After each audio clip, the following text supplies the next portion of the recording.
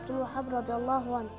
Question 5. Si on te demande quelle est ta religion, l'islam. Et l'islam signifie la soumission à Allah en l'unifiant et l'assujettissement à lui par l'obéissance, ainsi que de prendre pour alliés les musulmans et prendre pour ennemis les polythéismes. Allah Ta'ala a dit: au nom d'Allah, le tout miséricordieux, le très miséricordieux. Et la religion acceptée d'Allah est l'islam. Surat Al-Imran, verset 19. Allah Ta'ala a dit également: au nom d'Allah, le tout miséricordieux, le très miséricordieux. Celui qui désigne une religion autre que l'islam, cela ne sera pas accepté de lui. Surat Al-Imran, verset 85.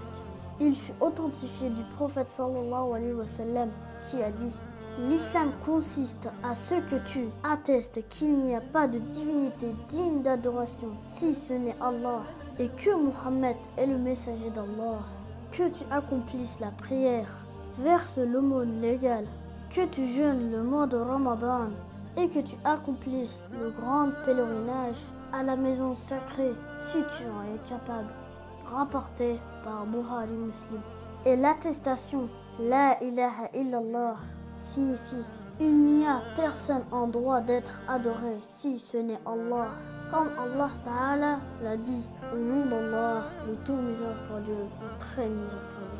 Lorsque Ibrahim dit à son père et à son peuple: je me désavoue de ce que vous adorez, à l'exception de celui qui m'a créé, et certes, il me guidera. Nous en fîmes une parole qui allait rester parmi sa descendance afin qu'il y revienne. Surat Al-Zukhruf, versets 26 à 28. La preuve concernant la prescription de la prière et de l'aumône légale est contenue dans la parole d'Allah Ta'ala. Au nom d'Allah, le tout miséricordieux, le très miséricordieux. Il ne leur a été cependant ordonné que d'adorer Allah, lui vouant un culte exclusif, d'accomplir la prière et d'acquitter l'aumône légale. Et voilà la religion de droiture. Surat Al-Bayyinah, verset 5. Allah a débuté le verset en mentionnant l'obligation de l'unifier et de se désavouer du polythéisme. Unifier Allah représente la chose la plus immense qu'il est ordonné, et celui qui a interdit le plus est le fait de lui associer qui que ce soit ou quoi que ce soit. Il a également ordonné d'accomplir la prière et de s'acquitter de l'aumône légale. Ces piliers étaient le plus important de la religion, et ceux qui viennent après dans la législation, les suivants.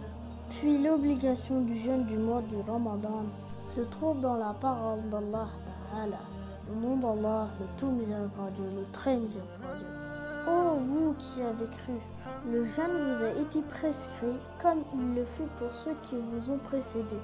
Le mois de Ramadan est le mois au cours duquel fut révélé le Coran comme guide pour les gens, et preuve claire de la bonne direction et du discernement. Donc, quiconque d'entre vous est présent en ce mois qui jeûne. Surat Al-Baqarah, versets 183-185. La preuve concernant l'obligation d'accomplir le Hajj, grand pèlerinage, et la parole d'Allah Ta'ala. Au nom d'Allah, le tout miséricordieux, le très miséricordieux. Et c'est un devoir envers Allah pour les gens qui ont le moyen d'aller accomplir le grand pèlerinage à la maison sacrée. Surat Al-Imran, verset 97. Quant aux piliers de la foi, ils sont au nombre de 6. Et ils consistent en ce que tu es, foi en Allah, en ses anges, en ses livres, en ses messagers, au jour dernier et au destin bon ou mauvais. Et les preuves les mentionnant se trouvent dans le Sahih al-Bukhari, dans le hadith rapporté par Umar ibn al-Khattab.